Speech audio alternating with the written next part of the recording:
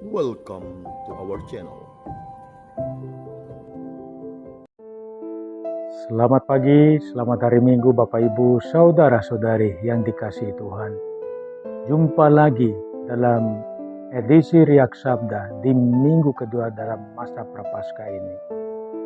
Bacaan-bacaan di minggu kedua Prapaskah ini berbicara tentang percakapan dengan Allah dan perubahan hidup yang terjadi pada kita manusia. Percakapan Allah dengan Abraham dalam bacaan pertama mendatangkan berkat dan keturunan.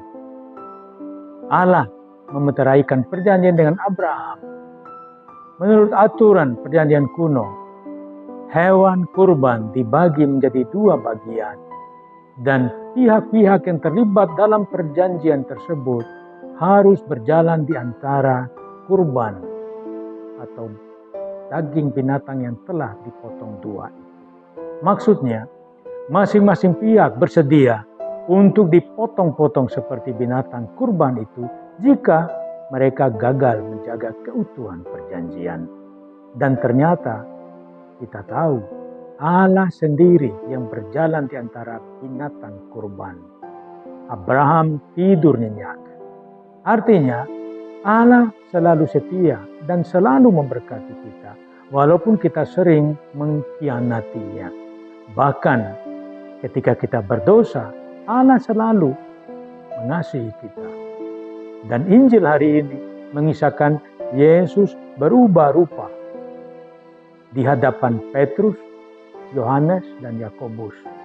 Dan ini semua memberikan kesaksian bagi kita tentang peristiwa perubahan rupa dan bagaimana persatuan kita dengan Allah sendiri.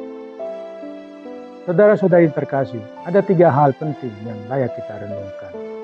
Pertama, ajakan bagi kita di minggu kedua Prapaskah ini untuk bertekun setia. Jika kita tekun dan setia pada Yesus sampai akhir, kita pasti akan mengalami kemuliaannya, mengalami berkatnya. Walaupun hidup kita sekarang serba sulit dan dihiasi dengan krisis, masalah demi masalah, tetapi jika kita berdiri teguh dalam iman dan berserah setia sesuai dengan apa yang diharapkan, kita suatu saat akan berbagi kemuliaan berkat dalam Kristus sendiri. Perubahan rupa Yesus terjadi di hadapan Petrus, Yohanes, dan Yakobus. Mereka semua adalah saksi mata dari mukjizat perubahan rupa Yesus, yang kelak menjadi juga perubahan rupa kita semua. Mulai sekarang, para murid harus membuang ambisi duniawi dan menerima salib dan pencobaan-pencobaan yang terjadi. Kita akan berbagi kemuliaan bersama Yesus, terlepas dari situasi, kekurangan, dan kelemahan yang kita alami saat ini. Asal kita setia, asal kita bertekun. Poin kedua, Yesus adalah puncak pewahyuan Allah. Dalam peristiwa perubahan rupa, Yesus berbicara dengan Musa dan Elia, 2 tokoh penting dalam sejarah bangsa Israel.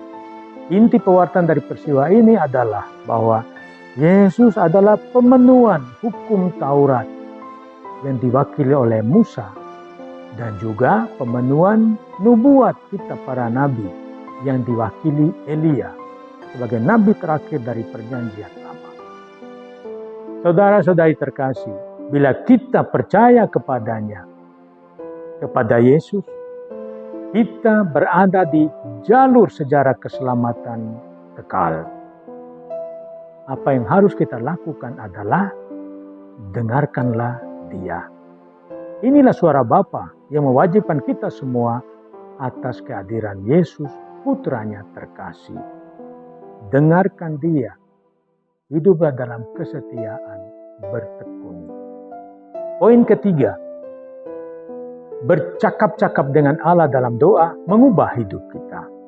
Doa yang benar memperluas visi dan pemahaman kita akan hal yang sedang berlangsung dalam hidup kita. kita memahami jati diri kita dan juga memahami bahwa hidup kita tidak hanya sekadar apa yang bisa kita sentuh dengan indera kita. Perubahan rupa Yesus memberi kita keberanian dan harapan di saat-saat gelap hidup kita.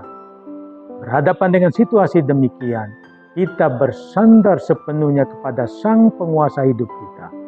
Dalam Dia ada harapan dan selalu ada harapan, karena Ia dapat mengubah derita menjadi sukacita, seperti sukacita yang dikisahkan dalam Injil hari ini.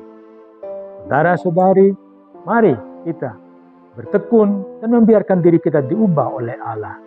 Semoga kita semakin dekat dengan Dia yang telah menanggung segala penyakit dan kelemahan kita. Supaya kita bahagia dan ambil bagian dalam sukacita yang Dia sediakan bagi kita. Selamat hari Minggu, Tuhan memberkati. Amin.